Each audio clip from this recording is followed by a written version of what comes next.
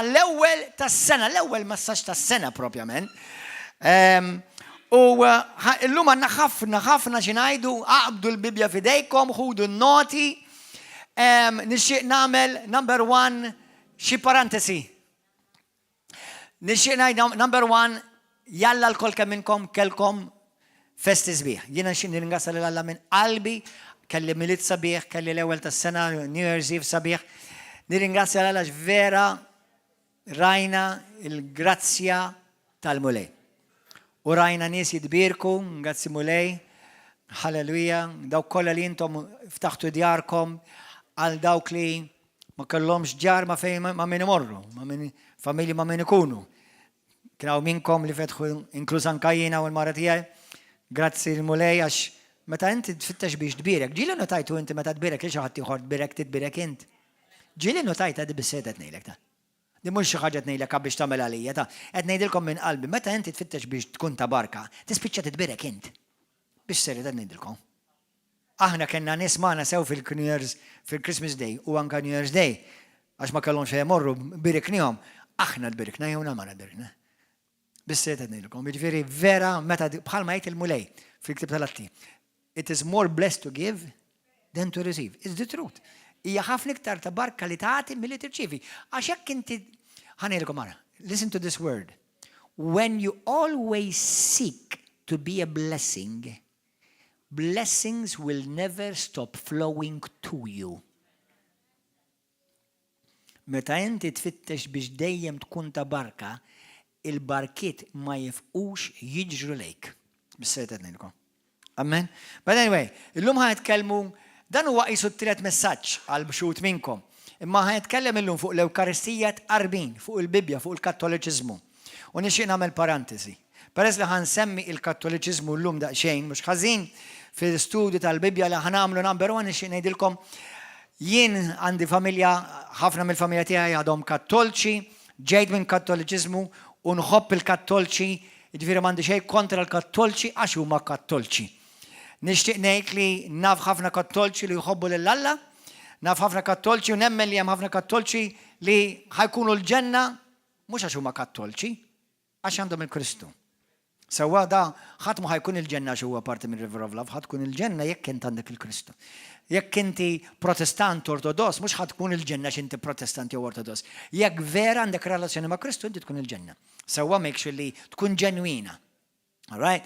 Issa, il-kustjoni iktar pjuttost għandha x'taqsam ma' kemm inti tgħix kemm dawl tal-verità tal-Alla. Għax inti ħanilkom malajr storja għal Kattolċi, għal Protestanti u Ortodossi. Infakkarkom aħwa. Aħna Maltin, dik naħseb hemm bżonn infakkarilkom. Sewwa u għawċi. Imma infakkarkom li aħna bħala Maltin il-background tagħna, iċ-ċirkostanzi huma Kattoliċiżmu. F'dak tlajna. Jekk inti tmur l-Ingilterra, ħajkun il-maġġoranza ħajkunu Anglikani. Jekk inti tmur il-Ġermanja, iċ-ċirkustanzi dak li jiċċirkandawk il-maġġoranza ħajkunu Luterani. Jekk tmur il-Greċja, pereżempju jiena ġieli mort Ċipru Greċja, il-massa ta' nies mhux ħajkunu Kattoliċi, ħajkunu Ortodossi. Jiġifieri jiena qed nitkellem ġo kuntest ta' kultura li aħna tlajna fih. Jekk inti tmur l-Amerika ħassib ħafna Evangeliċi. Sewwa, jekk inti tmur l-Afrika ssib ħafna pereżempju Pentekostali, mhux għax l-Amerika u Malta u l-Ingilterra u l-Ewropa m'hemmx, imma qisu dak li jkun l-iktar predominanti. Sewwa, allura l-kultura ġeneralment tmur skont fejn hemm l-ikbar predominanza. Malta hawn Protestanti, ma mhux l-ikbar, hawn Evangeliċi, ma mhux l-ikbar, hawn Kattolċi, imma l-kultura hija bbażata fuq kultura Kattolika. Issa, once again, infakkarkom, il-messaġġ meta jiena nitkellem fuq Kattolċi, mhux għax Kattolċi, imma mill-lat ta' talim Kattolku, qed tifhmuni? Amen? Jiġifieri intom eżis Kattolċi li qed tara dal-programm jew tara dal-messaġġ, m'għandi xejn assugurak f'qalbi m'għandi xejn, għal raġuni vera faċli ngħidlek għaliex għal raġuni, għax jiena rrid inżobb qalbi quddiem il-mulej pura. Jiġifieri odju lej l-ebda persuna m'għandi. Sewwa imma nobgħod il-gideb. Issa l-gideb tista' tgħidu ommi, jgħidu missieri, jgħidu tziju, jgħidu l-pastor, jgħidu l-isqof, jgħidu l-apostlu. U minnu jekk hija gidba. Gidba tibqa' full stop. U jiena rrid nkun ġenwin biżejjed bejni bejn Alla, jiena nippreferi u naħseb u nemmen li ħafna minnkom hekk u hekk għandu nemmen li jkun kulħadd li lejja il-lejaltà assoluta, kulħadd jgħid lejaltà assoluta. Lejaltà assoluta tiegħi hija lej Kristu. Jiġifieri I will never question Jesus, not I will never question the Pope. Not I will never question my pastor. I love my pastor. He's above me. Grazzi mulej għal pastor tiegħi li u tellani u missier spirituali, imma I have questioned him sometimes. U għax għandi relazzjoni miegħu.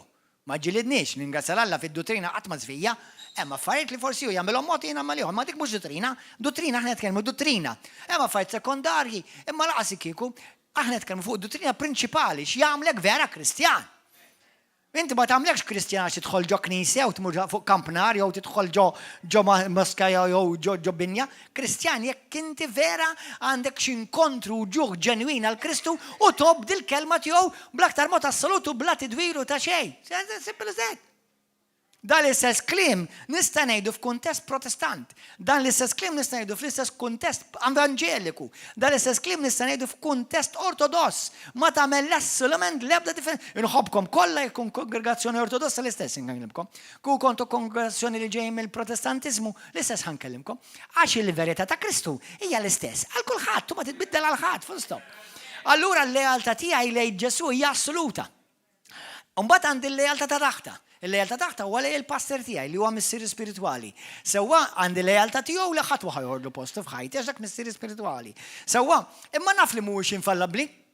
Jiena mhux qed nimxi wara l-pastor, nirringrazzja Alla għall-pastor, nirringrazzja Alla għall-missier spirituali, nirringrazzja n-nies tal-Alla, nirringrazzja Alla għan-nies li huma tal-Alla jħobbu lil-Alla u għamlu u tawni boost biex jgħinuni nimxi wara Kristu. Imma l-ebda wieħed minnhom li nimxi wieħed minnhom jiena nħares lejhom jiena, ħadd minnhom qatt ma qal li jimxi warajja, jew ħadd ma qal li jekk nek ngħidlek jiena titgħamel għax għedlek jien. Le, għamilta apparti li għax nirrispetthom imma xrajta fil-Bibja. Qed tifhem? Jiġifieri int kattolku li tara dan il-messaġġ issa, hekk Kristu jrid dak timxi.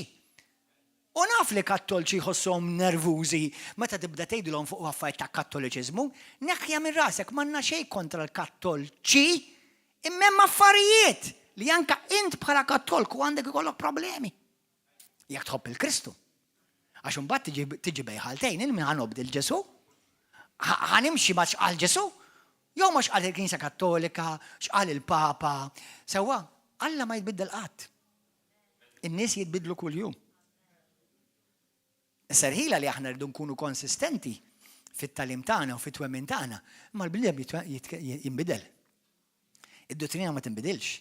Għax Alla ma jinbidilx. Għax il-fatt li tinbidel fisser li inti qed tgħid il-bieraħ kont tar millum għax illum aħjar. U Alla ma jistax jgħidha dik.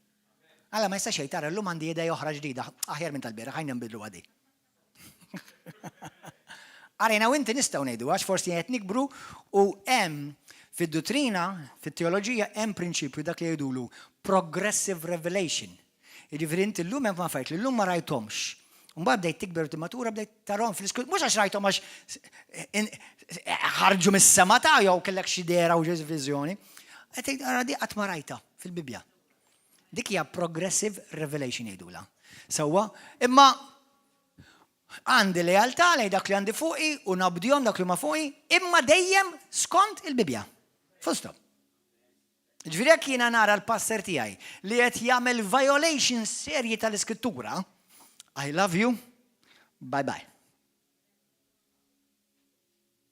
Mhux ta' treġija, x'ta' taqbad ta' xar-pastor għandu treġija differenti.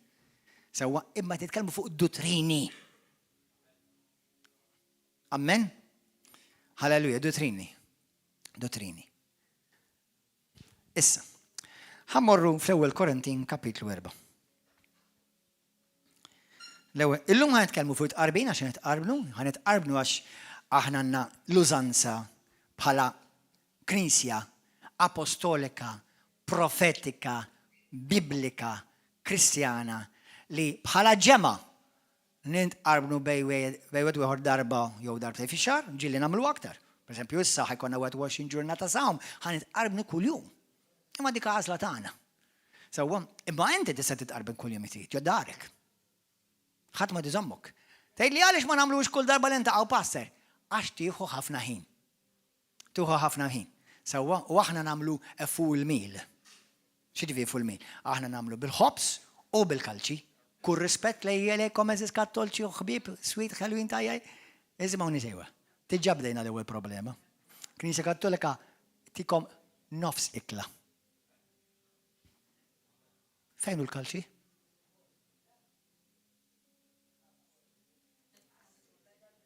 Tiġà bdejna bl-ewwel challenge. Jekk ħan nitkellmu fuq qarbin, tiġà rridu nkunu nafu li tkun hemm il-ħobs u l-kalċi, ħobs u l-imbit, il-ġisem u d-dem. Mela fil-Knisja Kattolika tiġà għandna l-ewwel problema, tiġà għadna ħanibdew, tiġà għandna problema. Kull jum joffru l-ġisem, imma d-dem qatt ma jiġi bħala tifkira. Issa, jekk tuħu għalik, aqliblu u tkompli xtara. Għax jekk ħadd għalik bdik, il-kbir għadu ġej.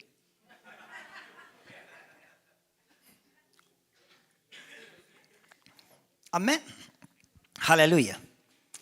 Imma jiena wkoll kont kattolku, tuħux għalik fuq di, u qatt ma ħnerġa' nkun. Amen? Imma rrid il-verità, akkosta kollox. Għaw xi ħadd irid il-verità akkosta kollox. Amen? Għad nitkellmu fuq affarijiet ċari. Mhux qed nitkellmu fuq affarijiet ambigwi, affarijiet ċarissimi. Amen? Mela l-ewwel Korintin kapitlu 4 dawn huma l-apostli qed jitkellmu u jagħtuna gwida kif għandna aħna fuq liema dottrina għandna nimxu. L-ewwel Korintin kapitlu 4 vers 7. Mela, vers 6. Dan kollu l-aħwa għettu għalija u għall-Apollo minħabba fikom biex minna intom titalmu xi ġifieri. Mhux iktar milli hemm miktub. Mhux iktar milli hemm miktub. Ġifieri aħna ma nippritkawx iktar minn dak li hemm miktub. Ħalli ħadd minnkom ma jintefaħ bwieħed kontra l-ieħor. Ġifieri jekk inti toqgħod tiftaħar għax jiena Roman Catholic, jiena Protestant, jiena Orthodox, jiena Evangelical, taf x'inti tagħmel? Qed tiftaħar b'affarijiet u bismijiet li huma totalment irrelevanti u quddiem Alla isarfu kollha zero. Kollha zero isarfu. Ara ma taħsbux eżis Kattolċi Rumani li ħadd xi points extra meta taslu quddiem Alla għax int Roman Catholic.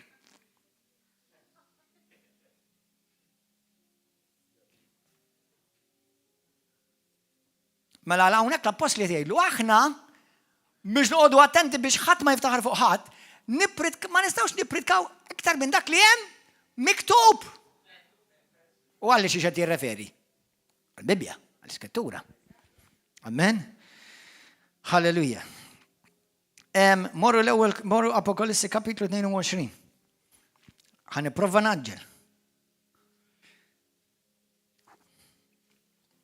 Vers 18. Jien inwissil il-kull min jisma' l-kelmiet tal-profesija ta' dan il-ktieb. Issa, b'mod dirett titkellem għall-Apokalissi, però b'mod ukoll indirett u b'mod miftuħ qed jitkellem għall-Bibja kollha. Għax di mhux l-unika darba li l-Bibja tgħidlek biex inti ma tistax iżżid u tnaqqas mill-Bibja. Di mhux l-unika darba anke fil-ktieb tal-Proverbi jgħidha di, u għandna kif rajniha fl-ewwel Korintin kapitlu 4 vers 6. Amen? Jien inwissil il-kull min jisma' l-kelmiet tal-profesija ta' dan il-ktieb. Jekk xi ħadd iżid magħhom, Aziz ħabib Kattolku. Jekk ħadd kompli tisma' ħanġibek kontabli. Imma anke jekk ma tisma' xorta kontabli. Imma jekk tisma' tista' tagħmel xi ħaġa fuqha. Jekk xi ħadd iżid magħhom, Alla jixħed fuq l-kastigi msemmija f'dan il-ktieb. U jekk xi ħadd ineħħi xi kliem milli hawn fil-ktieb ta' din il-profesija, Alla jneħħilu s-sem li jmissu mis-siġra tal-ħajja u mill-belt il-qaddisa msemmija f'dan il-ktieb. Mela aħna ma nistgħu la nistgħu nżidu u laqqas nistgħu naqsu. Ħa nagħmel parantesi żgħira. Hawn xi Kattolċi jgħidu l-ewwel kien hemm il-Knisja mbagħad kien hemm il-Bibja. Sorry. Ħa ngħidilkom għaliex intom żbaljati u qed ixxandru gidba. apparti li l-Kattoliċiżmu Ruman beda eżatt kulħadd jgħid Kattoliċiżmu Ruman. Qabel il-Kattoliċiżmu Ruman kien hemm il-Kattoliċiżmu. Qabel il-Kattoliċiżmu kien hemm il-Kristjaniżmu. Jiġifieri, għandek mhux għandkom dati eżatti imma għandkom bejn 350 sena dak li jgħidulu biss Kristjan pur. Jiġifieri kienu jimxu biss fuq it-Testament ġdid. Dak kien. Madwar 350 sena wara feċ Kostantinu. Hemm storja twila, interessanti, u minn hemm bdejna nisimgħu l-ewwel kelma Kattolku, il-kelma Catholic. Minn hemm bdejna nisimgħu il-kelma Catholic, għalkemm il-kelma fiha nifisha ma fiha ġejda barra minn għax kull ma tfisser universali. Sewwa, imma żidna xi ħaġa. Mhux xi ħaġa grassa kbira u serja imma żidnija. Għax issa minflok nistejħu Kristjani bħal Kristu, jew nixbħu Kristu, issa Catholic, universali. X'qawwa hemm f'dik il-kelma. Li jiena ngħid ta' Kristu fiha qawwa, imma ngħid jiena universali x'qawwa fiha. Some food for thought, for those who want to think. If you don't think, you sink.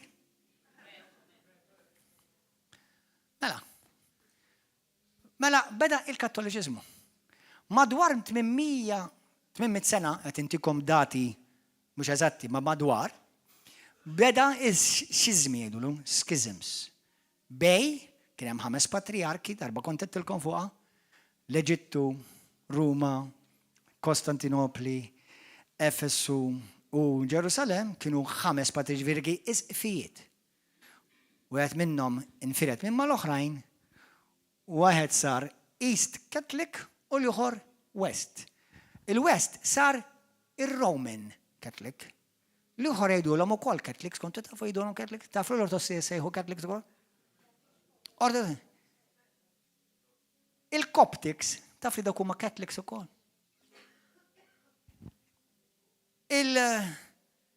L-Ethiopians, Ethiopian Church Catholics ukoll dawk, però ma mhix Roman Catholics. Sa Pietru jgħid fl-ewwel Korintin kapitlu 3, daw l-ismijiet kollha aktar iġibu firda milli jġibu unità. Għax Pietru jgħidilhom Pawlu jgħidilhom, bidhom mela s-ġisem Kristu maqsum, daw l-affarijiet jikkontribwixxu iktar għal qsim milli għall-unità fi Kristu. Sewwa nifhem sa ċertu punt li min jieħu pjaċir jippreferi identifika ruħu ma' ċertu kamp, imma fl-aħħar mill-aħħar jiena u inti sejħin biex nixbħu lil Kristu. B'kull rispett lejh, l-Papa, l-qaddisin ta' Ruma u laqqas il-qaddisin tal-Amerika, aħna rridu nixbħu lil Ġesu. Sewwa u jiena u inti qed nikbru skont l-ewwel tieni Korintin 3 vers 17-18 tgħidlek aħna qed niġu trasformati bl-Ispirtu Santu u qed insiru nixbħu iktar lil min? Il-Kristu mhux il-Papa Ġwanni Pawlu II. M'għandi xejn kontra tagħhom assolutament. Jalla għamlu xogħolhom tajjeb għax iktar ma tkun taf u tallem il-kontra iktar hemm kundanna serja fuq rasek u tista' titlef ruħek. Don't take this for granted. Iktar ma taf u tibda tallem il-kontra iktar għar. Tgħidli mal-aħjar ma naf xejn, tintilef żgur. Għalma jekk tkun taf, għandek l-għażla tinbidel. L-ewwel Korintin, mela. L-ewwel Korintin kapitlu 4 morru. Vers 1. Id-nisa għandhom iħarsu lejko, bħala ministri ta' Kristu u amministraturi tal-misteri tal-Alla. Issa barra minn dan, l-amministraturi wieħed jistennihom li jkunu fidili. Aħna rridu nkunu fidili. Iżda ngħid għalija ftit li xejn importanti li nkun iġġudikat minnkom jew minn xi tribunal ta' Ruma. Anqas jien stess ma niġġudika lili nnifsi. X'jiġifieri ismawni, l-ebda tribunal. Jiġifieri jiena u inti f'obbligu li nkunu fidili fil-kelma tal-Alla. Ġwanni 8. Dat ngħidu b'imħabba. Min ma rridx jisma', tismax. Don't worry. Mhix ħanħu għalija għas xejn. Jekk xi ħadd irid joqgħod jattakka l-Kristjaneżmu, mhux ħanħu għalija għas xejn. Jattakkaw il-River of Love, aħsebuha Kristjanizmu. Ġwanni 8. Però l-biċċa xogħol jiena nħobb ngħidlek.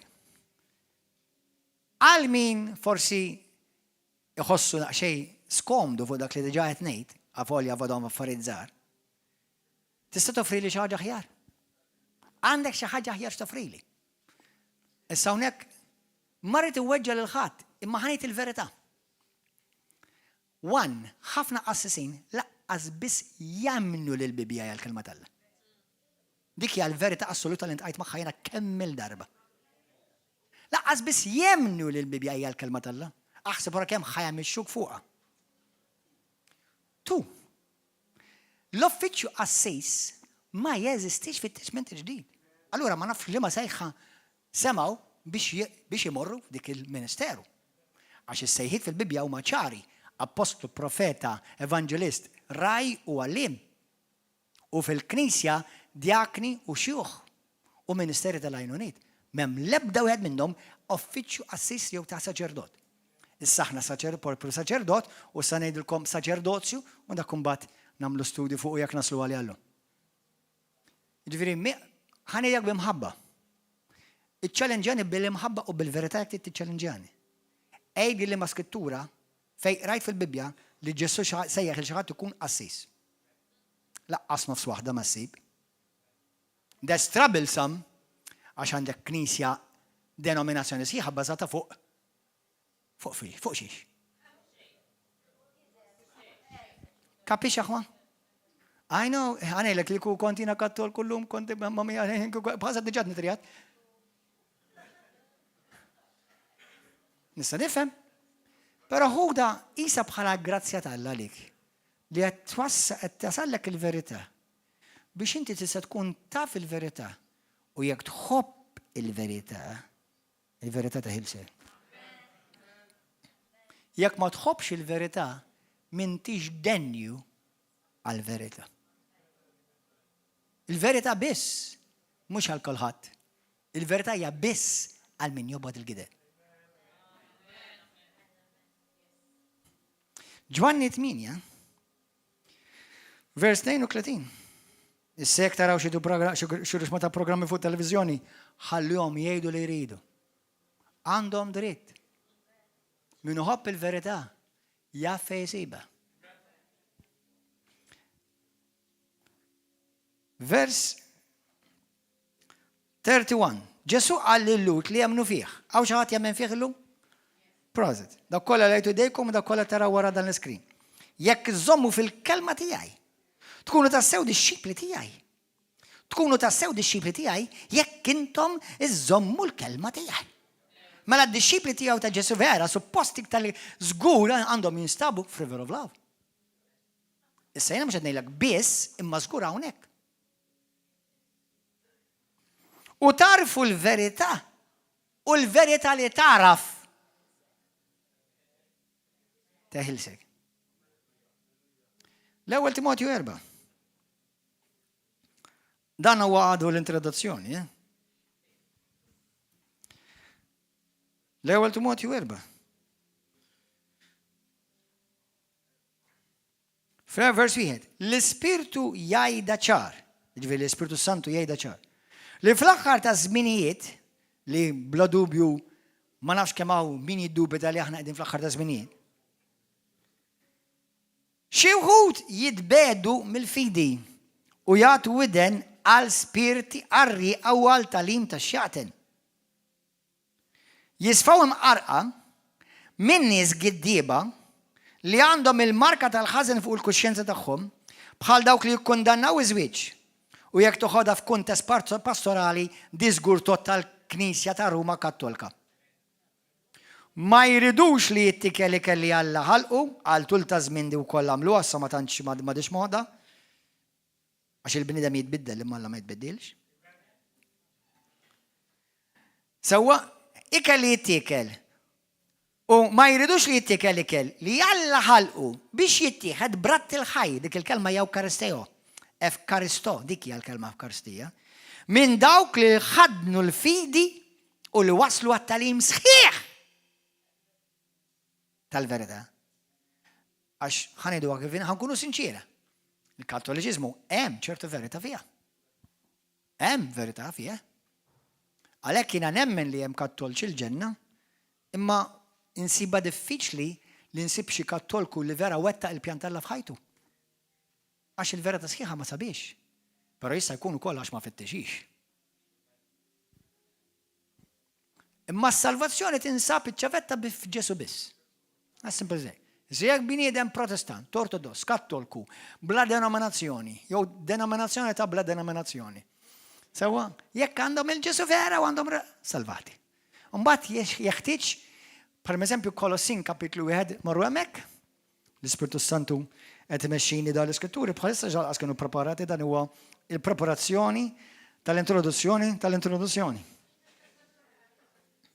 Kolossin kapitlu 1 taraw xejn Pawlu. Vers 29. Vers 28. Aħna nħabbru lil bnedmin kollha u nwissu u nagħlmu lil kulħadd bil-erf kollu biex inwasslu li kull bniedem isimgħuha għal perfezzjoni, ġifieri għal maturità fi Kristu. Dak huwa x-xogħol ta' raj ġenwin. Mhux perfett Kristu. Ġenwin. Għalhekk jien nitħabat, jiena, Pastor Gordon John Manxe, nitħabat u jajruni u jinsulentawni, ma jimportax, naħfillek, umbirkek u tiqafx. Għax kollu il-mulej iktar ma tinsultawni, iktar nitbirek. Għalhekk jien nitħabat u nissilet bis-saħħa tiegħu, li tinsab taħdem fija bil-qawwa kollha tiegħu. Mela x'nagħmel x'inhu xogħli? Apparti li nwaslek għand Ġesu, li nejnek timmatura biex issib il-qoffol il-maturità fi Kristu. Amen? Halleluja. Issa, bħalma għedna ftit ilu ħanerġa' ngħidha. Il-kelma kattolku ma teżisti imkien fil-Bibja. Atti 11 vers 26, l-ewwel darba li daw kollha li jimxu wara Kristu jissejħu Kristjani. Atti 26 vers 28, Pawlu qal lill-sultan għallu nixtieq li kieku inti sir bħali, mhux daw l-ktajjen imma li sir bħali Kristjan. Sewwa.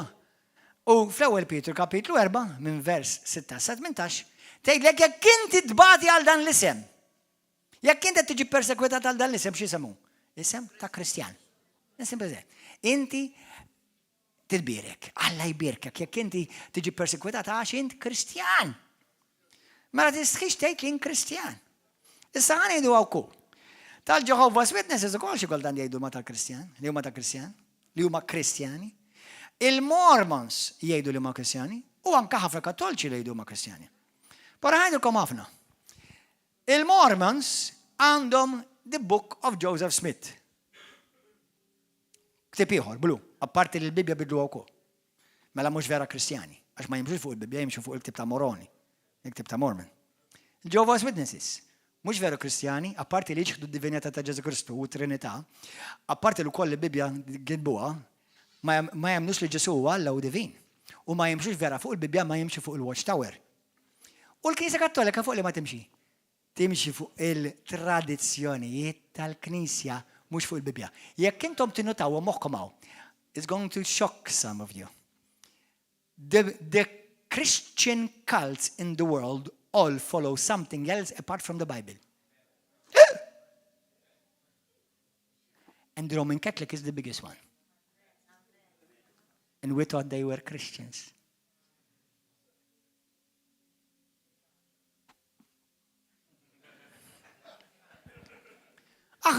Kristjani jgħidu għal Jehovah's Witnesses u God bless you, mandi xej kontra tagħkom id-dottrina tagħkom diżastru. Sewwa. Għal Mormons, mandi xej kontra tagħkom id-dottrina tagħkom diżastru mit-taxxjati. U mbagħad ngħidu għal Knisja Kattolika u d-dottrina tagħhom 3/4 minn jekk mhux nofsa ħajdu nofsa ħalli ma nsaġġerawix. Hija bbażata fuq tradizzjonijiet ta' Ruma u mhux Bibja. Mela tinnota every Christian cult always have extra books they follow, not the teachings of Christ. Now they're no longer apostolic, they are now in apostasy.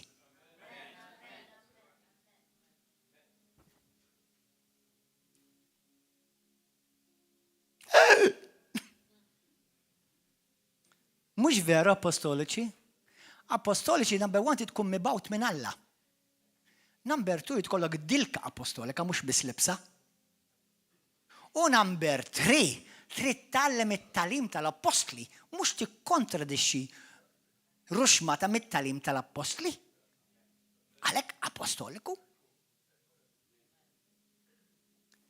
River of Love hija knisja apostolika f'Malta.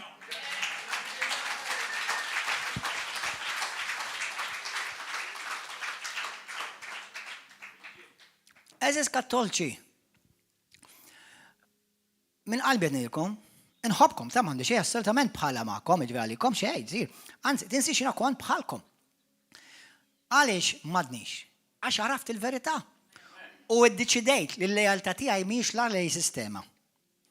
La lej denominazzjoni u laqqas lej persuna. Fejn jidħol Ġesu? Laqqas lej Marti? L-Aziza li tajta ħajti? Jiġifieri għandi lejaltà lej Marti l-iktar waħda fid-dinja bħala persuna. Imma fejn Marti tisbalja mhux ħanippreferi l-Marti fuq Kristu ta'. U għaw xi rġiel mid-dar jagħmlu hekk. Jobdu l-mara u mbagħad jobdu l-Kristu. U bil-kontra, u nisa jobdu jagħmlu hekk. Jiġifieri inħobb il-Marti bħal Sattarana, il-Mulej Birke, u nirringrazzja Alla għal Marti għax-xogħol kbir li tagħmel u l-paċenzja li tuħu u għandha ħafna xogħol tagħmel. Number 1 bija biss tiġa full-time job. Sewa, imma fejn tidħol dottrina, Marti ma tidħolx. Inħobba bħala Marti u l-lealtà lejha bħala Marti assoluta. Ma fejn jidħol Kristu mhux ħanitara ħanimxi ma' Marti u naqleba lil Ġesu. Ma nagħmilx ta'. Żgur li le qatt.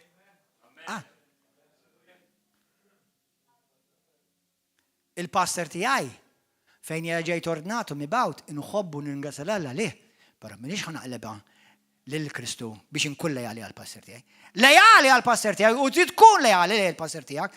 Number 1 irid jafdak. U jekk m'intix lejali mhux ħajafdak, kużaw jagħmellek. Sewwa? Amen. Imma irid jafdak bil-ministeru, irid jafdak b'affarijiet li inti ħadu ħsieb. Imma jekk il-pastor tiegħi fid-dottrina tinsiex il-pastor għadu qed jikber pjali. Sewwa jekk jagħmel żball jirranġah bħalma tirranġaħ tiegħek int ukoll. Imma fid-dottrina jrid ikun intatt. U speċjalment fuq affarijiet fundamentali, pedamentali, dawk irid ikun intatt. Amen? Dak żgur. Hemmhekk imbagħad inkun lejali assolut. Amen? Qed tifhmu differenza aħwan. Ġifieri jekk inti kattolku, jekk inti ħansaqsik mistoqsija int minn illum il-ġurnata. Int lejali lejn Ġesu vera? Kapaċi tgħid mulej, mhux li ritin. U laqqas li dak, jew dik, jew dak. Xi trid int mulej. U tibda tara l-Bibja ċara u tgħid mamma mija, dik kontra x'allimt jiena xi talmuni, ma kiex ħan nagħmel. Faċli. Aqta. Bye bye.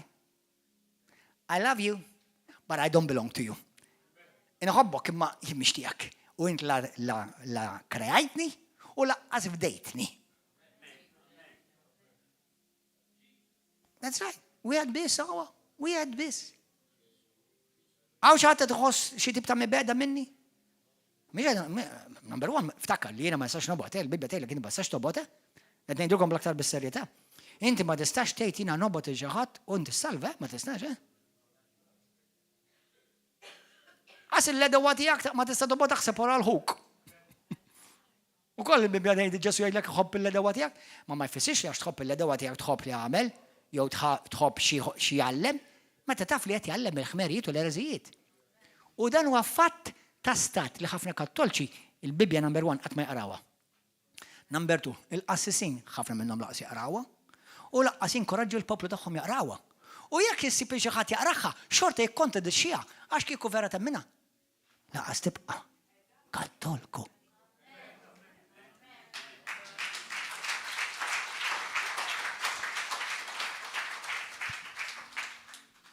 Għada fil-ħodu fuq il-headlines. Pastor Gordon jattakka l-Knisja Kattolika. Giddieba minn iħ l-infern. Il-sin il-li fat. M'għandi l-ebda dritt nikkundanna u niġġudika l-ebda bniedem. M'għandi dritt Alla li narbel il-frott u narbel dottrini folots u jekk huma folots ngħidilhom folots.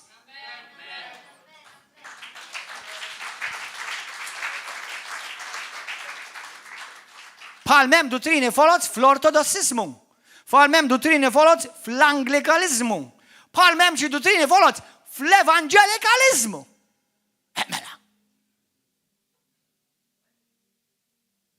Mela, jina mux għed naqbas għal xi kamp iktar mill-li uħor tindunaw. Jina għed nikkompara xiejt Ġesu, il-kelma tiegħu, mal-kamp ta' Ruma. Mux għed nindilkom ara l-evangelikalizmu u l-kattoliċizmu u l-ortodossismu. La, arbel il-kulħadd u arbel kollox. U fejdak li ma jaqbilx ma' Ġesu, arbiħ, għadġtu. Amen, fil-ġenna kollha ta' Kristu ħankunu. L-ebda wieħed minnhom ta' Santa Marija, ta' Santa Teresa, u xina dedikajt ħajti lil Mulej, dedikajt ħajti lil Pietru, dedikajt għal. Hemm ordni partikolari batul il-messaġġ wieħed minnkom insejt minn kien. Għalli jien għamil żmien mal-frajers, mal-patrijiet. Għalunna li rridu nitolbu biss bil-fors biss lil Madonna.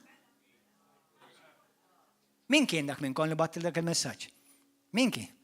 Għalli meta jina kont f'dan l-ordni, għalli kienu għalunna li jdu nikkonsagraw qalbna lej il-Madonna u rridu nitolbu biss li għala qasna nitolbu l-ħatiħor. Li la bih. Dak kristjanizmu. Dak talim ta' xjaten. Daw jeżistu vera daw l-affarijiet. U x-xitan bħalissa tex kemet jaqbess u joqmos. Ma fisem Ġesu Kristu niddikjara Ġesu Kristu warre. Ġesu Kristu jisaltan fuq kulħadd u fuq kollox. Fissem Ġesu ta' Nazaret. Halleluja! Għal darboħra, il-verità mhix għal kulħadd, il-verità biss għal min jobod il-gideb. U jekk inti tħossi odju lejja, int min int. Od attent ngħidlek, od attent ngħidlek, biss qiegħda ngħidlek għax ħadd intilef. Għax inti l-Bibja tgħidlek jekk inti tobod il-ħuk f'qalbek, inti f'qalbek tiltu Jien ma nabodx il-papa jew l-isqof jew xi pasa ma nabodux. Għandi dubju kemm ħafna minnhom vera jħobbuni, ma jagħmlu huma. Dak huma jagħmlu huma affarijiet tagħhom. Għaw xogħod li jiġu River of Love għandi dubju kemm jħobbuni, ma it's okay. Dak bejnek mhux inti tpoġġi li nifsi fil-borg. Anzi qed iwissik għax inħobbok ma nixtieqx intilef, dak friend tiegħek. Sewwa, imma bla ġir tiegħek inkun naf kemm tħobbni.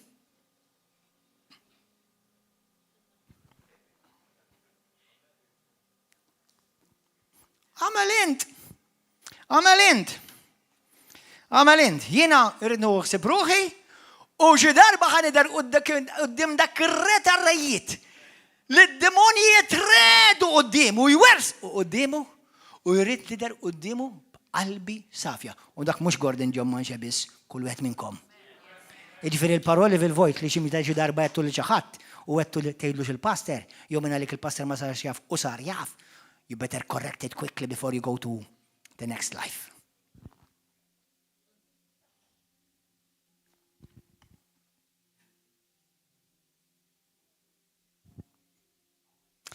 Hallelujah! Kemm aħna kwiet il-lejla. Amen. Mela morru fi ktib ta' Mattew kapitlu 26. Qed nitkellmu fuq l-Ewkaristija. Kemm għandkom ħin il-lejla?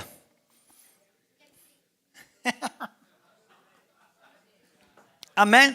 Mattew 23, u le? Forse ndewunkom ħarri roħa ftit iktar ma mhux ħafna. Sada nkunu l-istess. Mattew 26.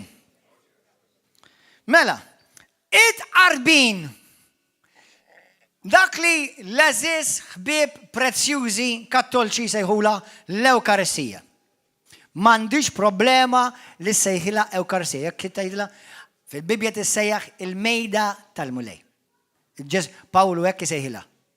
F'passaġġi oħra jgħidula il-mejda tal-għajt. Bl-Ingliż nippreferja the Passover table. Bl-Ingliż tikfisser the Passover table. Infatti f'daw il-passaġġi li ħanaqraw, il-mejda tal-għajt dejjem kienet issir mill-Lut fl-ewwel xahar tas-sena fi żmien tal-Passover u meta naraw il-mejda tal-mulej tissemma fil-Vangeli kien dejjem f'kull kuntest li wieħed. Xi darba mbagħad nitkellmu fuq ukoll. Ġwanni 6. Qed titkellem dejjem fil-kuntest ta' Passover. Tal-Għid. Il-Veri Ġesu bħala ludi kien ludi fidil jimxi mal-liġi u qatt ma kiser waħda minnhom u darba fis-sena fl-ewwel xahar tas-sena tal-kalendarju ludi kien bħala kull ludi ieħor jiċċelebra il-Passover. Amen. Il-mejda tal-Passover. Il-mejda tal-Għid. Amen. U l-mejda tal-Għid lew dak li jgħidulu Awkaristija mill-Kattolċi u anka Kristjani jgħidu l-Awkaristija. Sewa il-mejda mhux biss l-ostja, mhux dik il-ħobż biss, il-mejda kollha hija l-Awkaristija, il-mejda kollha hija l-mejda tal-mulej, mhux il-ħobż biss, inkus il-kalċi. Il-mejda kollha hija il-Passover table, mhux just il-ħobż.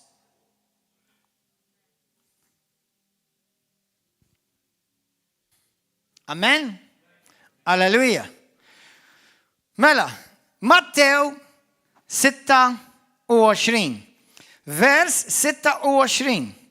26. Mela, huma u jieklu Ġesu ħal-ħobs fidejh għal il-barka, kull ħadd jgħid għal il-barka. Dik il-kelma barka hija l-kelma bil-Grik hija eulegio jew eulegeo. Li ġem il-kelma wkoll Eukaristeo, jew Evkaristo bil-Grik propja. Li tfisser ringrazzjament, li tfisser to invoke a benediction, li tfisser barka, li tfisser tkun grat, li tfisser li tgħid il-grazzja, li tagħti ringrazzjament. Dik tfisser l-Ewkaristija, hekk tfisser l-Ewkaristija, ringrazzjament. Għal il-barka qasmu newlu lid-disċiplu qal, ħudu kulu danu ġismi. Imbagħad ħal-kalċi fidejh rat il-ħajr newwilulhom il-kalċi u qal xorbu kollu il-koll minnu għax dan huwa demmi, id-dem tal-patt li xxerja tal-kontra tal-maħfra tad-nubiet insomma. Mela, dak biex ngħidilkom fejn tinsab il-kelma Ewkaristija, Evkaristo. Okay, li tfisser ringrazzjament. Hawnhekk f'Mattew jgħidlek għal il-barka, jekk tindonaw ma qalx ta' ringrazzjament. Xi ħaġa interessanti, meta jiena u inti nitolbu fuq il-kel, kemm minnkom meta titolbu fuq il-kel tagħkom. Ma m'hemm bżonn issa billi tgħidu hekk ma fiha xejn, intom x'qed tagħmlu l-beda żball, m'hemm bżonn tgħidu Lord bless this food. You don't actually have to say that. When you give thanks to God for the food, you're blessing it. Meta inti tagħti ringrazzjament tal-ikel, grazzi mulej ta' dan l-ikel. Il-moment li tgħidak, inti qed tagħmel l-Ewkaristija dak li. Evkaristo qed birek bir-ringrazzjament, għandna kif għamilt messaġġ sħiħ li aħna ngħixu suppost ħajja ta' ringrazzjament. Muri semgħu tal-aħħar tas-sena. Mela din hija l-mejda tar-ringrazzjament. Meta tersaq lejn qarbin, tersab qalb ta' ringrazzjament. Meta inti tersaq qalb ta' ringrazzjament qed tiċċelebra l-Ewkaristija. Qed tiċċelebra letteralment fil-veru sens tal-kelma l-Ewkaristija. Għax hekk tfisser? Ewkaristija, ringrazzjament.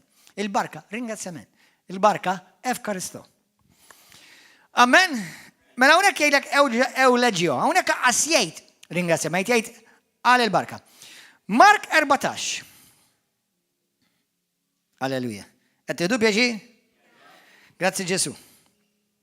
Jekk hawn xi ħadd xi qed isegwi number 1, jekk intom tiktbu paroli li mhux xieraq ħan iddelitjak u nibblokkjak. No problem at all.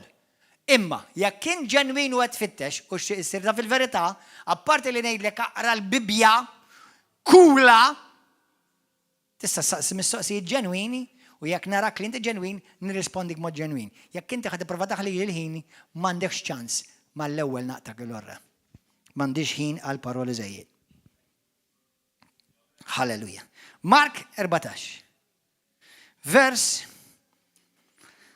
12, mor wara. Vers 12. Fl-ewwel jum tal-azmi Smajta? Meta kienu jissagrifaw il-ħaruf tal-għajt, id-dixbili għalulu, insomma, u marru jippreparaw il-mejda tal-Passover. Mela l-kuntest huwa dejjem il-Passover, il-jum tal-azmi. Amen, il-jum t-żmien tal-għajt. Vers 6, Mark, vers 22. 14, vers 22. U ma u jieklu, ħal-ħobs fideħ, għal il-barka, l-istess mod, ew leġiju. Asmu newilu l-om u għallu, ħudu dan u ġismi, imbaħt ħal-kalċi fideħ, rat-il-ħajr, għawnek għet jgħid, rat-il-ħajr, eukaristeo, efkaristodik. Rat-il-ħajr, u newilu l-om u l-koll xorbu minnu. Amen? U għallum, dan huwa demmi. Id-dem tal-patt li jixxerret għal ħafna. Ħantikom mistoqsija sempliċi. Fuq is-salib. Xerret Ġesu. Demmu. Għaliex Ġesu uża dal-kliem fil-kuntest tal-Passover table? Għaliex ma nafx kemm il-100 sena, għandikun 400 sena nsejt. Min Mose, xi 400 sena. 400 sena, 430 sena. Mar xaġek. Min middu bdew l-10 kmandamentu u liġi, u ftit qabel beda Esodu minn Esodu kapitlu 12, minn hemm bdiet il-Passover table, minn hemm beda għallhom kull darba fis-sena fl-ewwel xahar tas-sena għamlu din il-mejda bħala tifkira, anke fit-Testament qadim jgħidhom tifkira. Sewwa, kull darba kienu qed jissimbolizzaw li ħaruf tal-jum il-ħobs, għaliex kienu jiklu l-ħobs, il-blazmi tal-azmi, il-ħobs azmu ġviri, il-ħobs mingħajr ħmira. Għax il-ħmira l-Bibja tgħidlek tirrepreżenta id-dnub. Mela meta tiklu l-ħobs, qed tiklu il-ħobs mingħajr dnub. Issa isimgħuha, il-ħobs jippreżenta il-ġisem ta' Kristu.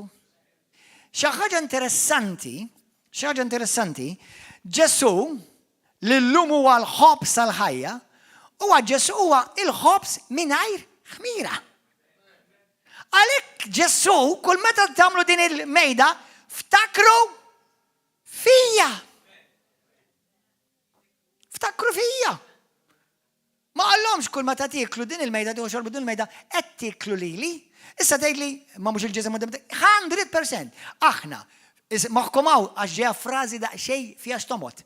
Meta aħna nagħmlu tqarbin bħala Kristjani apostoliċi bibliċi, nemnu li fil-veru sens tal-kelma spiritualment. Kulħadd jerġa' jgħidha. Fil-veru sens tal-kelma spiritualment. Qed nieħdu sehem fil-ġisem quddiem ta' Kristu. Mhux fil-veru sens tal-kelma materjalment. Il-materjal jibqa' ħobs u jibqa' frott ta' dilja. Ma once li hemm il-barka l-efkaristo, il-konsagrazzjoni, l-anointing, issa dak sar ħobs ikkonsagrat. Kalċi ikkonsagrat. U spiritualment aħna qed nieħdu sehem l-ewwel Korintin kapitlu 11 fil-ġisem quddiem ta' Kristu spiritualment. Imma l-ħobs materjalment jgħaddi mill-istonku u jerġa' joħroġ. Qed tifhmuha? Hemm barka kbira magħha din il-mejda. Anka hemm fejqan din il-mejda fl-ewwel Korintin kapitlu 13, kapitlu 11, sorry. Fejqan, ġili għattilkom għedkom aħna, ġili rivrovla aħna, ġirajna nisi fiqu, niftakar kienem mara xi, kem, 8 snin ilu, brother. Kanna wahda kienet ġit il-fellowship is-sibt, għamilna tqarbina s-sibt kien, nhar it-tnejn kienet għamel operazzjoni kella kankru f'sidira. F'sidira. Itqarbnet is-sibt u l-kankru sparix sa sala 2 jumej wara. Kanna 2 minn nies jekk mhux 3 jitqarbnu. U ftit wara, jew taħt ħdejn il-mejda tal-mulej, jibdaw jimmanifestaw, jinħallsu mid-demonju. Mela ħalli nissa ħanejt il-xi ħaġa lill-Protestanti u l-eżis Kattoliċi, l-eżis evangeliċi li jgħidu dan biss simbolu. Dan mhuwiex biss simbolu. Imma laqqas jiena letteralment qed nikoll il-Ġesu fil-materjal. Qed tifhmu d-differenza? Qed tifhmu? Imma dejt li m'hemmx issa l-preżenza ta' Kristu fija pastor. Moħħkom hawn. Il-preżenza ta' Kristu anke qiegħda fija. U anke qiegħda fik. Anke qiegħda f'dan il-post. Il-preżenza ta' Kristu qiegħda f'kull minnu ġenwinament ta' Kristu. M'hemm bżonn tistenna titqarben biex tirċievi l-Kristu fik.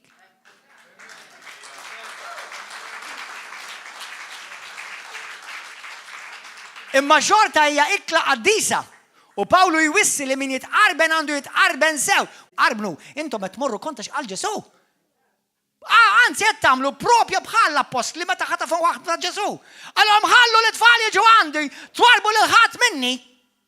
U meta Ġesu qalilhom intom tafu x'ispirtu intom.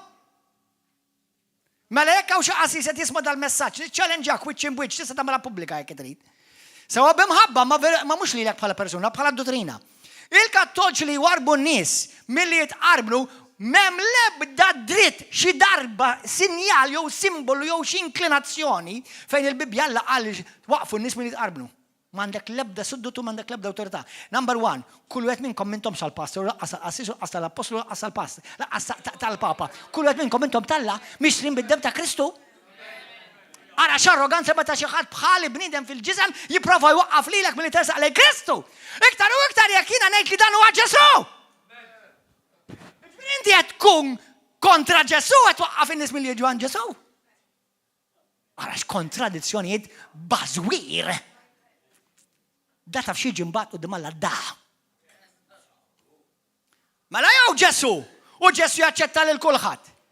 Jew mhux Ġesu għax qed bedhom waqqafhom int. Mela Alla tak xi awtorità twaqqaf xi ħadd. Ħanejk x'ta' awtorità Ġesu lil pastors lil dawk kollha rajja ministri vera tal-Vanġelu. Li tani l-awtorità u responsabilità kbira. Li jiena ngħidlek inti prepara ruħek. Ipprepara qalbek.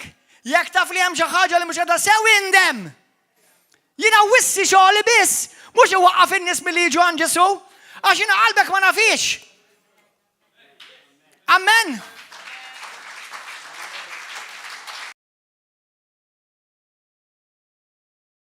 Nope.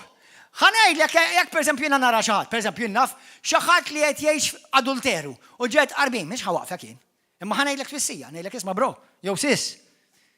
Qgħod attent. Għax min jersaq lejn il-meda tal-mulej b'mod indenju, inti tġib kundanna fuq rasek, jiena mhux ħawaqfek imma tintik twissija. Mhux ħawaqfek. Mela indem. Issa ma tixindem affarijiet tiegħek, jiena qudiem Alla clear, wissejtek.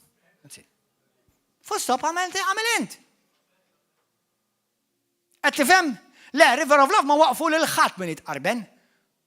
Għax manna lil ħadd m'hemm skrittura waħda x'imkien fil-Bibja fejn Ġesu ta' xi awtorità lil qassis saċerdotis of papa li qalhom waqfu n-nies biex jiġu għandi. Jara ma jfeddilek x'tagħmel hekk għax jiddem dak il-persuna inti tħallas għalih fuq rasek. Qed tifhmuni eżiż aħwa. How is seeking? Ngħidlek bro, qgħod attent, qed tpalla fil-vojt dak il-klim tindem minnu ta'. Oh, brother, sister, inti taf li qed tagħmel ħażin u qed toqgħod tiġri mal-nisa jew tiġri mal-irġiel. Taf li dik hija ħajja tikkundanna lil ħajtek, issa jekk titqarben għamel int. Imma ngħidlek biex Alla jgħidlek li l-ewwel ma tiġi number 1 Alla jridek titqarben.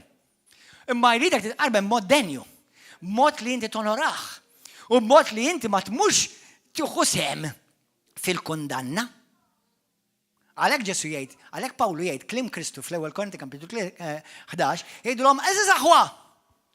Jgħidulhom qarblu intkom lilkom infuskom. Sewwa aħjar tiġġudikaw intkom lilkom infuskom milli jġudikawkom Alla. Amen. Issa jiena wissejtek. Issa hija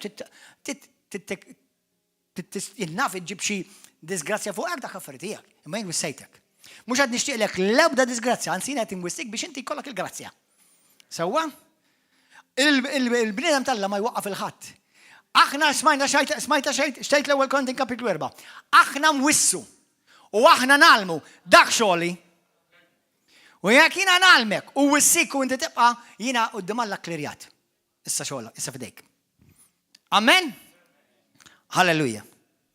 Praise God. Gloria lil Mulej Qaddis. Għata ċabxiba l-kbira lil Ġesu.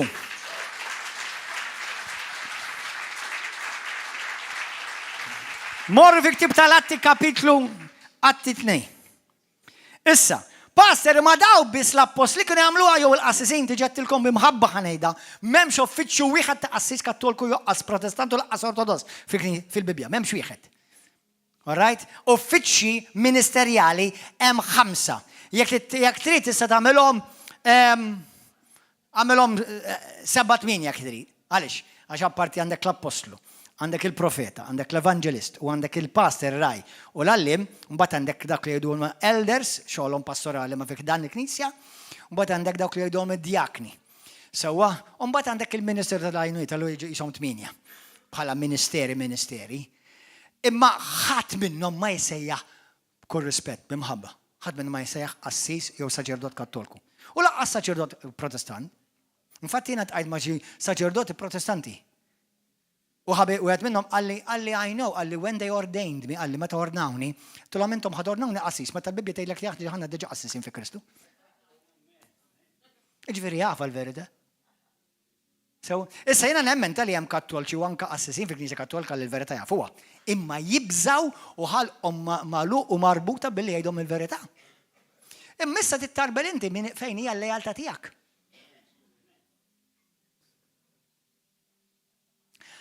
ħafna Kattolċi ma joħorġux avolja joħorġu bl-eluf, bl-eluf qed joħorġu bis-sedenilkom. U ma tiċċessax. Imma ħafna minnhom ma joħorġux għax jaħsbu li jekk kun parti mill-Knisja s-salva. Jekk temmen hekk qed temmen ereżija ta'. Il-Knisja mhux il-binja jew Ruma, il-Knisja hija l-poplu tal-Alla. U għandek tkun ġo binja, għandek bżonn tkun ġo xirka u dak Kristu jrida. Għax hawn Kristjani li ħasbux issa sabbu l-Ġesu imorru għal rashom. Le dawk din f'rebellioni mod ieħor.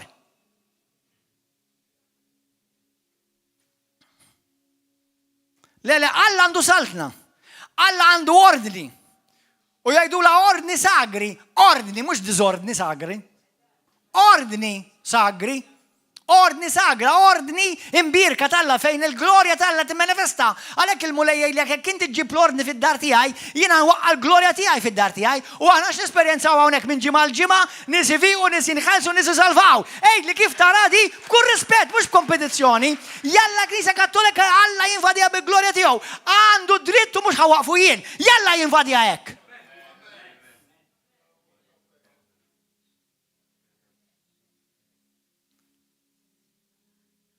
Kampijiet Kattolċi xaw, turru.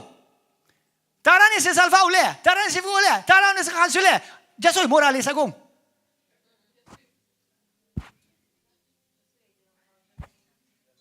Come on, aħwa. Come on, aħwa. Come on, aħwa.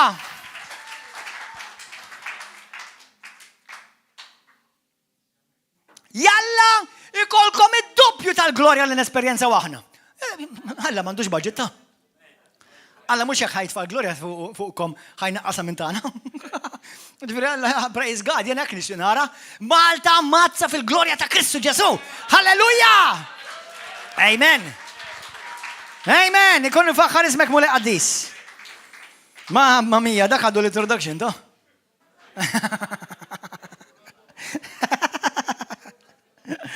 Jej, halleluja. Mela, fejn għattilkom biex fejn tmorru? Atti kapitlu 2, vers 44. Jekk hawn xi Kattolku qed tara, sebat il-mistoqsija tiegħek u nirrisponduk bil-mħabba u nwedek mill-Bibja. Vers 44. Issa ħafna minnkom li intenta tisimgħu ħadd iġu f'konflitt illejla u qabel ħafna minnkom ma sa tistgħu tordu sal-lejla. Praise God! Morru qarblu! Tibqax bħal mazzun tibla kull ma jballawlek. Ftakar inti tgħid għax in Kattolku. Li kieku qiegħed f'kuntest Ortodoss l-istess, kieku qiegħed f'kuntest Protestant l-istess, jiġifieri. Meta jiena kont nipritka l-Amerika l-maġġoranza ma kienux kuntest Kattolku, ħafna minnhom Protestanti, Luterani, Metodisti, ħafna minnhom. Allura kont niprika daqsxejn biex nindirizza dak il-tip ta' poplu. Tifmuni għama? Issa f'Malta, il-maġġoranza ma minn background kattoliku. Amen. Aħna rridu nkunu ministri fidili tal-kelma. Amen. Mela, vers 44, daw kollha li kienu jemnu kienu ħaġa waħda u kienu jaqsmu kollox bejnietom. Ibihom ġidhom u kull ma kellhom u jaqsmu id-dħul bejn kulħadd. Skont il-ħtiġa ta' kull wieħed. Tgħidli pastor aħna ma nagħmlux hekk. Number 1 nirringrazzja Alla li aħna ngħinu ħafna nies isimgħuna ħanilkom. This week I'm going to give you a powerful revelation. Never bless somebody who's going nowhere. Don't ever sponsor laziness. ċiġifieri pastor? Jiġifieri jekk kiena ħanejn il xi ħadd li qed jagħmel xi ħaġa l-Alla.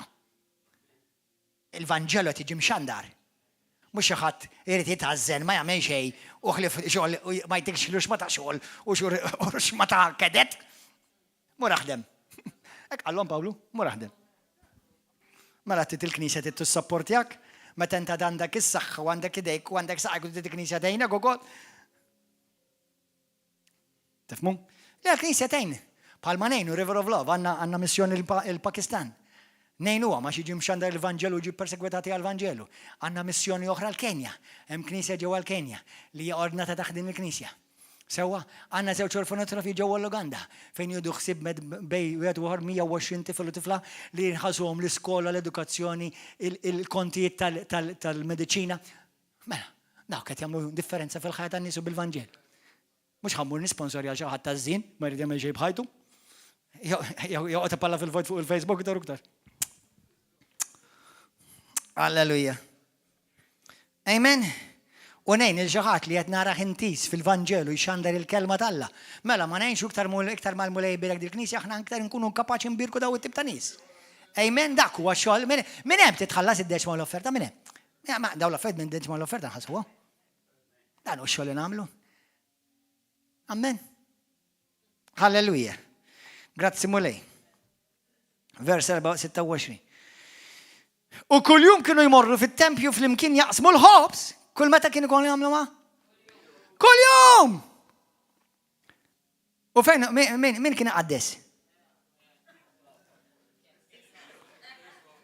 Qed tifhmu aħwa. Jaqsmu l-ħobs fid-djarhom u jissibħu fl-ikel bil-qlub ferħana u safja. U dak tal-istazzjon tax-xejk. You need to be shaken up in Jesus' name. Għax ħliver reżitu ħmerijiet ma tgħidux. Nilqa' l-istedina. Għavolja ġieli kellkom nies jitkellmu l-verità, imma kien ġejtuhom il-barra.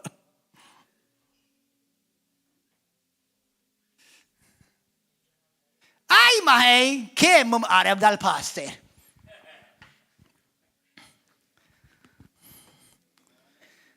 Il-verità. Min uħobb il-verità? Ara ħanile.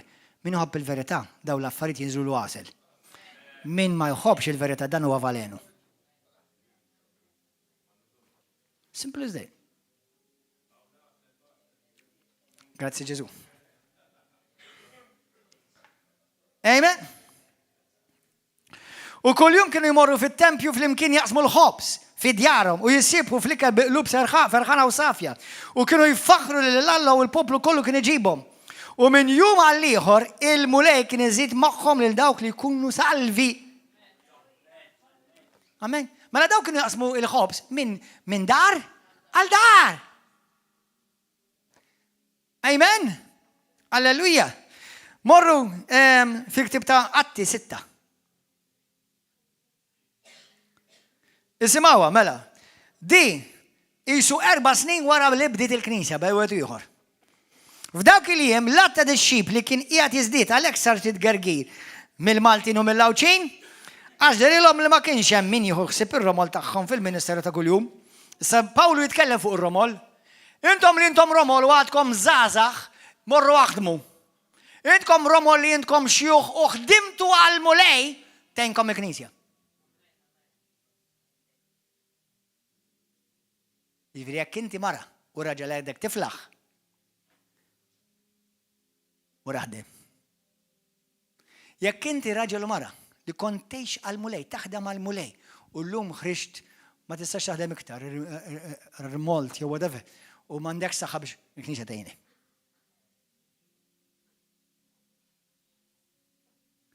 Amen?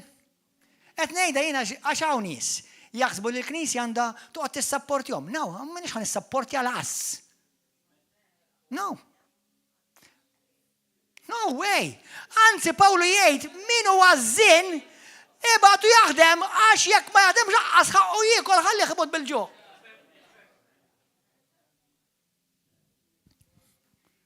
Amen. Dak klim Pawlu tam qallux ħallihom imudu bil-ġuħ, imma mhux hekk tiġi.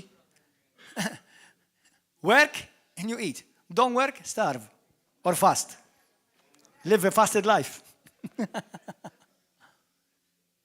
Alla mhux ħajbirek lasta.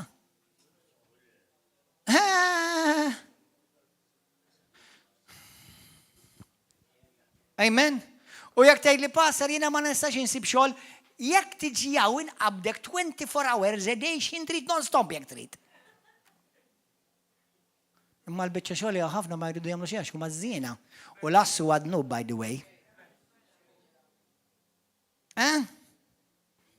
Amen. Halleluja. Infatti, araw is-sistema governattiva. Jekk inti ħdim matul ħajtek, meta tirtira, il-gvern itik punzjoni. Jekk ma ħdimx itik. Ara, x'kombinazzjoni, taf min fejn ġabuh dak il-prinċipju hemm? From the Holy Bible.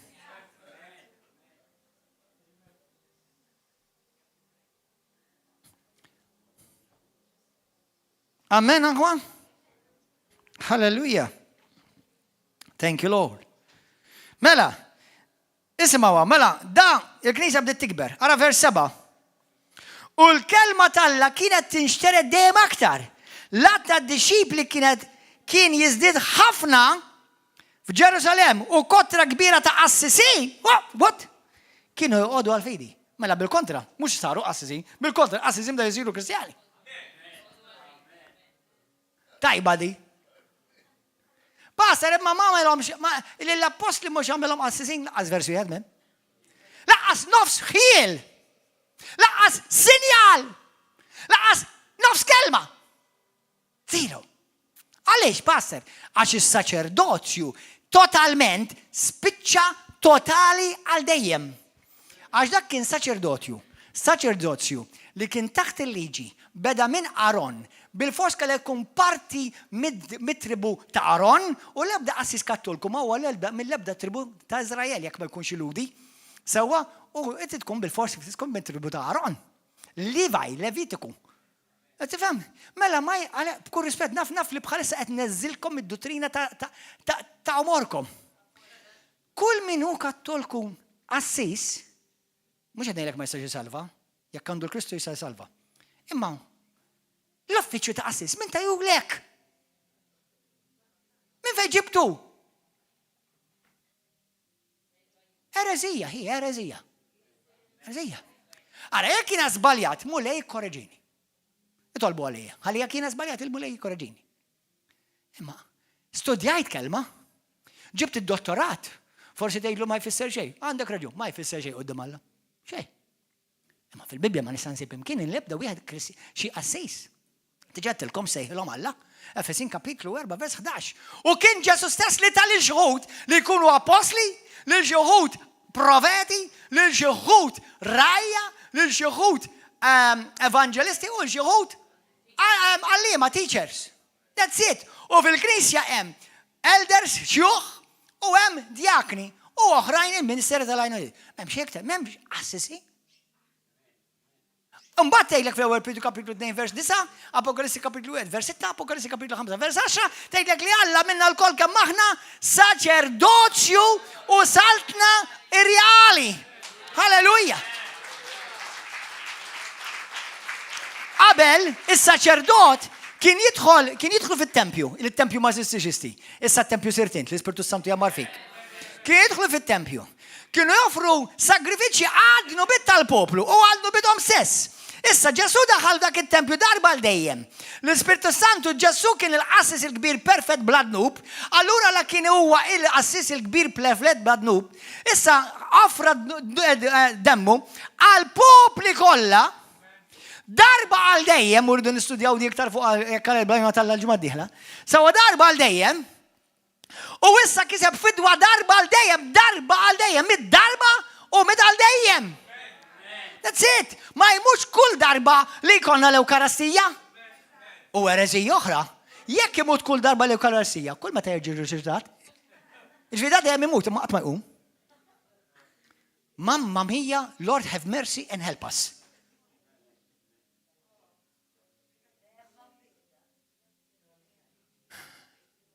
Naf! Pastor, dat-talim u għal-verità.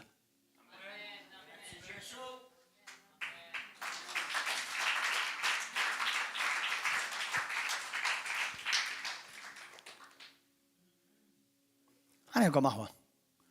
Daw kollha li intom tafu l-verità u tibżaw tgħidu għal-verità. Tibża li xi darba tista' tirrenda kont quddiem Alla li inti kont taf il-verità u ma ttilhomx?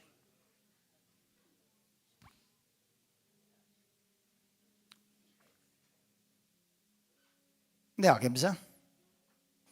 Min dik ibża? Taf xejtu Alla lil-Eżekjel? Jekk inti ma twissihomx, demmhom fuq rasek. Jekk Pawlu qal gwaj għalija jekk jien ma nxandarx il-Vanġelu. Kemm minnkom tikklejmjawha kull filgħodu dik l-iskrittura?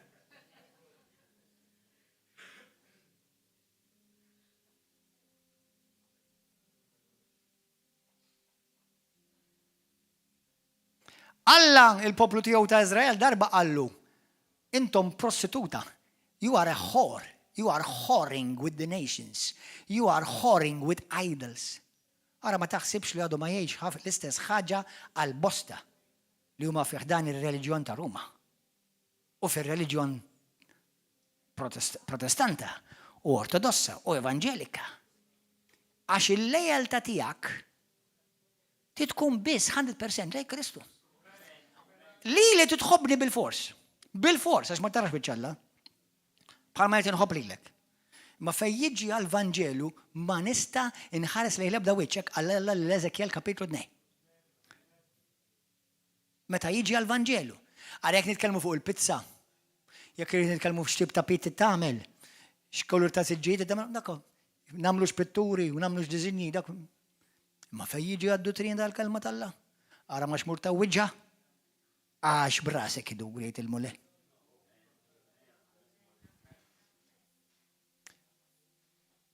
Ma pastor ma tibżax? Iva, min Alla. Min Alla. Ma tafux, ma la fik tibta ġarbu kapitlu 3, vers wieħed jgħidilkom intom li talmu l-kelma. Jalla ħafna mhux ħafna minnkom jgħalmu l-kelma. Ħalli ma jkunx hawn ħafna minnkom li talmu l-kelma. Tipprika l-Vanġelu mod titgħallem il-kelma mod ieħor. Jipprika l-Vanġelu kulħadd, jgħallem il-kelma minnu struwit. Għax Pawl l-Iskrittura tgħid il-Vanġelu jista' jxandur kulħadd, imma jgħallem il-kelma mhux kulħadd. Għax issa tidħol dottrina. U dottrina falsa tista' tiżvija n-nies u l-erwieħ. Li xħatamlu intom jażiż saċerdoti li nħobbkom ġenwinament. Intom ilaqqas bistafu l-Bibja. Fuq li ma passi ħad igwidaw il-poplu.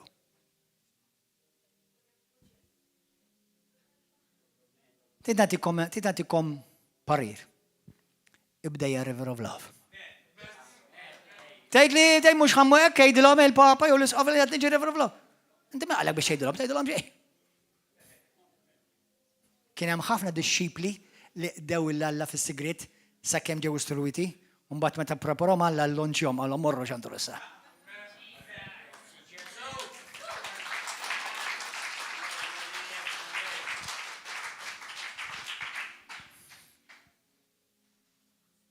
Il-ħasra li hemm minnhom jafu għall-verità, ma jxandruwix.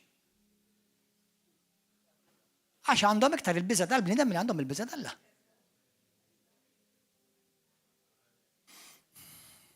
Jiena nista' ngħidlek ara tibżax.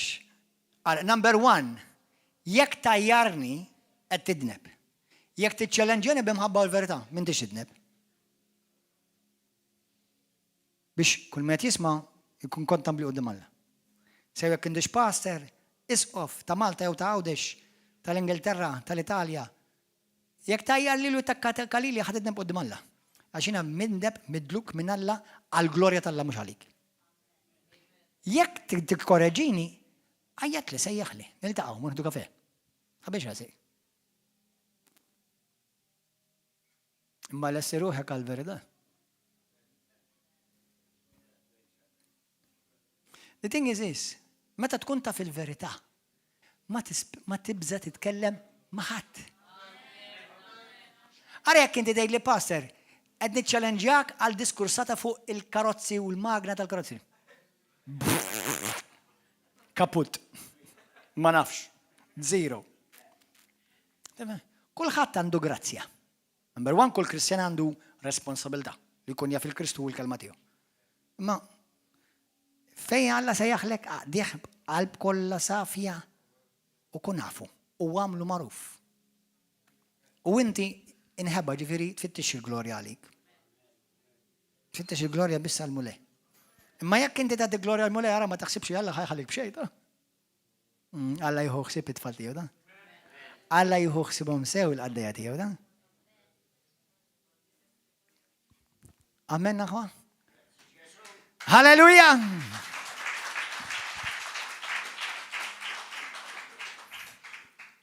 Imma passa daqskemm jippersekwitawk lilek. Kull darba li jgħidu kontra tiegħi, tsarraf għandi barka. Hekk jgħid Ġesu. Hekk jgħid Ġesu. Aħna nemmnu l-Bibja jew le. Amen. Mela, aħna wasalna fl-Atti tal-Apostli konnawx. Kapitlu 6. Mela hawnhekk qed naraw li Assisin Lut mhux saru Assisin Kattolċi, saru Kristjani. Għax is-saċerdot jispiċċa kaput. Amen. Ħana rikom xi ħaġa malajr. Hebrews, morru hemm Hebrews 7. Anzi, morru hemmhekk, morru hemm. Lut, Hebrews. Hebrews chapter 7.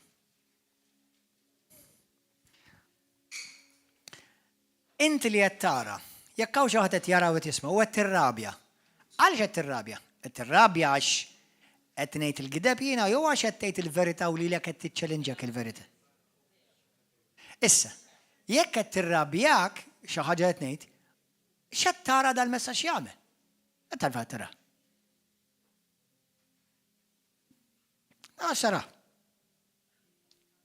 Ħadd ma sforzak biex tara da, u toqgħod tisma' da.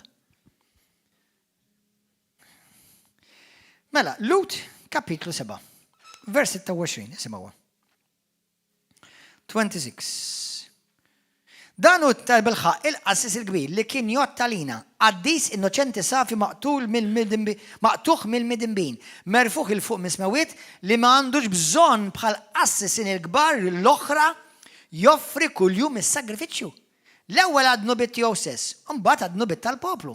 Danu li għal darba għal dejjem, meta offra, dan huwa għamlu darba għal dejjem meta offra ilu nifsu. Mela sagrifiċċju li għamel Ġesu jottal dejjem etern. M'hemm bżonn isiru sagrifiċċji tal-quddisa kuljum. Ġesu qed jiġi offrut sagrifiċċji kuljum fuq kull altar kattolku. Fejn sibta di fil-Bibja, qalbi? Bil-kontra tajt il-Bibja. Għalhekk hija tifkira qaddisa, mhux sagrifiċċju. X'qed tagħmel toqtol il-Ġesu kull darba qed tgħidlu jinżel u jerġa' jmut. Hekk jgħidu li ta' inżelaw u jerġa'. Missierna. Ħadna lejna mole. Hekk Ġesu qal li kull meta tagħmlu din il-mejda qed terġgħu toqtluni u tissagrifikawni hekk qallhom Ġesu. Mulej jħenna lina, mulej jħenna likom.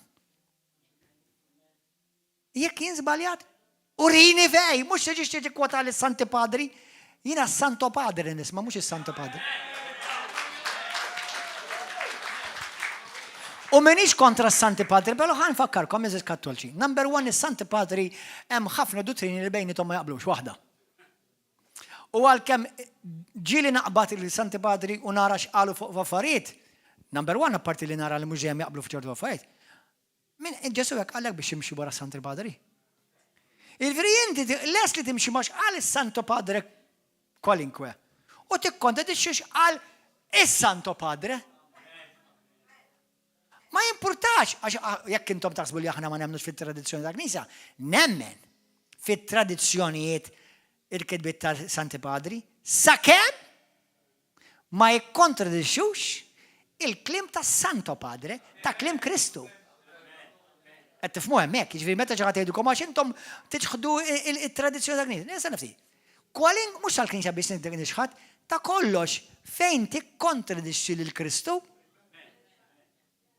Anzi, nħeġġiġkom aqraw l-ittri tas-Santi Padri, aqrawhom hemm ħafna affarijiet sbieħ u anke hemm affarijiet li jistgħu forsi jirrikkawlek kif jgħidulek.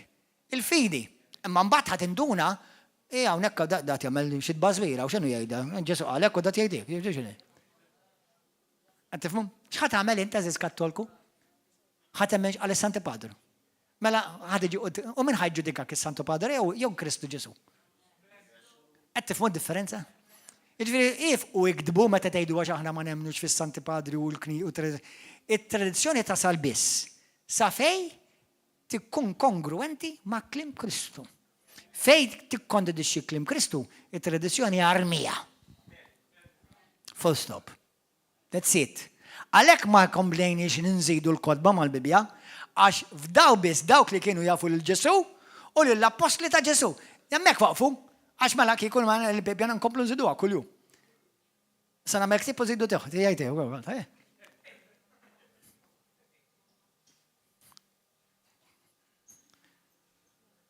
Amen. Fejn tiġi dottrina, id-dottrina trid tkun bbażata fuq kliem Kristu fid-dawl tal-Testament u l-Patt Ġdid. Dejjem. Amen. Inti għandek l-Apostli anke sa ħansitra l-Apostli kellhom xi jgħidu bejniethom. Jekk tmur taqra Galatin kapitlu 2, Pawlu ta' ħasla bl-imħabba lil Pietru għax beda jagħmel kontradizzjonijiet fit-talim. Ma' grupp beda jgħallem u ma' grupp beda jgħallem ieħor. U Pawlu taħt ċanfira b'imħabba bħalma tnagħmel jiena llum. Għandi eżempju ċar. Amen. Allu ja ipokrita. Allu ma daw qed tgħallem mod u qed tagħmel mod u ma daw qed tagħmel mod ieħor. Dax daħwitu. U pubblika tagħmel ilu.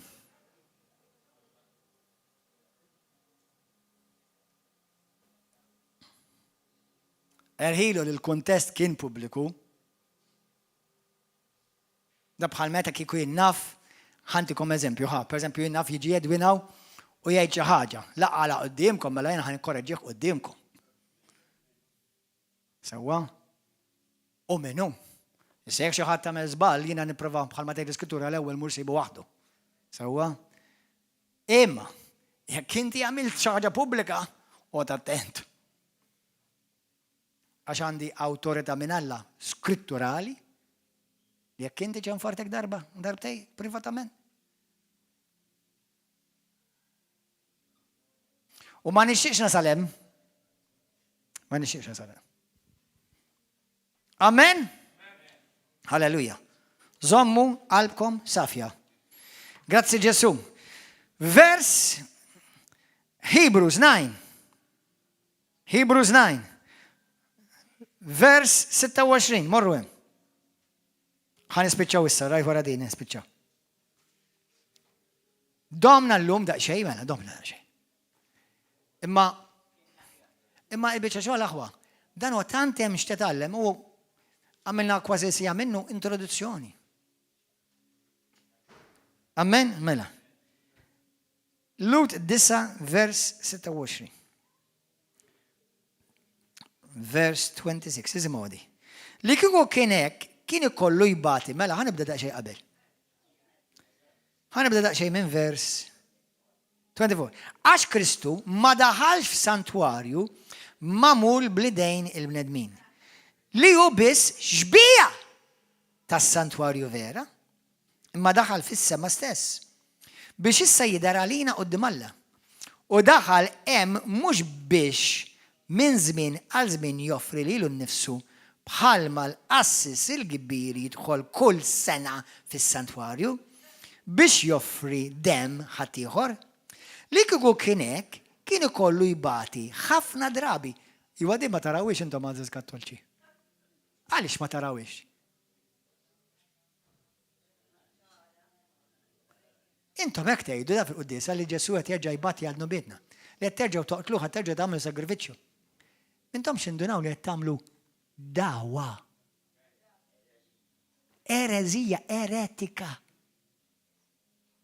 Issa tifhem għaliex m'għadniex u qatt mu ħankun Kattolku. Inħobb il-Kattolċi ħafna u nemmen li hemm ħafna tajjeb. ħafna tajjeb fis-sens fejn hemm il-karità, fejn jagħmlu l-orfni u jagħmlu skejjel, dawk tajbin, imma dak jagħmluhom il-Protestanti wkoll u l-Ortodossi wkoll. Anzi, anka reliġjonijiet oħra jagħmluhom daw. Aħna qed nitkellmu fuq dottrini li jsalvawlek jew jikkundannawlek ruħek.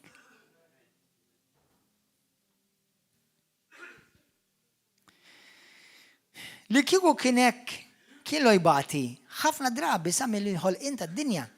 Iżda issa der darba għal dejjem meta waslet il-milja ta' żminijiet biex ineħħi mhux jotti ineħħi id-dnub bis-sagrifiċċju tiegħu nnifsu. U kif hu miktub għal bnedmin li għandhom imutu darba biss u wara dan isir il-ġudizzju, hekk ukoll Kristu wara li offra lilu nnifsu darba. Mhux kull darba li jkollna qudies. Darba biss biex jitabba bid-dnubiet tal-kotra għad jerġa' jidher darba oħra issa mhux biex ineħħi d-dnubiet għax kien diġà ħsiebha l-ewwel darba li der. Imma biex isalva lil dawk li qegħdin jistennewh bil-ħerqa.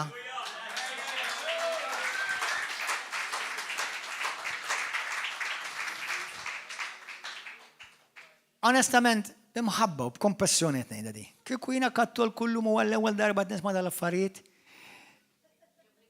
Ħajti għadha kif ġiet imreda. Imma fl-istess ħin nifraħ. X'jiena meta smajt dawn l-affarijiet kienu xxokkjawni għall-ewwel. Imma bdejt mort id-dar u bdejt narbel isma' dil-Bibja vera tgħidlek. Kif kont mal-lemek. U tiġi bejħaldejn, ħanemmen x'qal Ġesu. Imma daqskaw ma swit u ħobbhom, xorta ħobbhom. Daqskaw ma ħbib, xorta qpa' ħbib. Imma aħna titkellmu fuq dottrini issa. Xorta tħobbhom. Anzi, jekk tħobbhom vera, eħduhom il-verità. Għax il-verità teħilseb. Ejn nitolbu. Għaw xi ħadd illejla ħa pjaċi. Ħadd pjaċi. Itallim xi ħaġa llejla. ħassejtkom ikkondannajt il-ġaħat jien illum. Iġġudikajt ġaħat. U rejt imħabba fil-imħan. Għed niprofa. Ġviri, mandi l-abda interess, nweġġa l-ħat, imma l-verità tittasal.